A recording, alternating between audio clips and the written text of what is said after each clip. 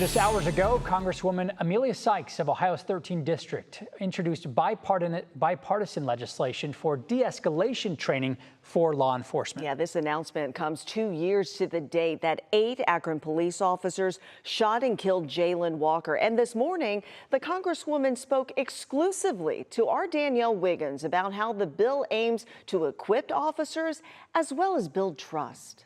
His name! Jayland Walker! Well, the most important thing about this legislation,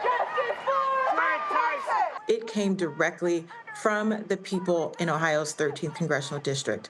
In a 3 News exclusive, Congresswoman Emilia Sykes, who represents nearly 800,000 people in areas including Akron and Canton, shares how she's fighting for new legislation she just introduced Thursday afternoon. One of the conversations that I heard from my constituents in Canton was, we want to see more de-escalation training. The bipartisan bill, called the Law Enforcement Scenario-Based Training for Safety and De-Escalation Act of 2024, would require the U.S. Department of Justice to create real-life scenario-based training curriculum for law enforcement, giving them the resources they need to de-escalate situations that could turn deadly. Whether it's dealing with people with mental illness, with extremely violent situations, with folks who are struggling with addiction, and giving them the tools in order to de-escalate situations so that they can go home and that citizen can go home to their families or get the help that they need is what we would like to see. Justice for Jayland! The bill is being introduced 2 years to the date 8 Akron police officers shot and killed Jayland Walker. Black Lives Matter! Erupting protests in the city.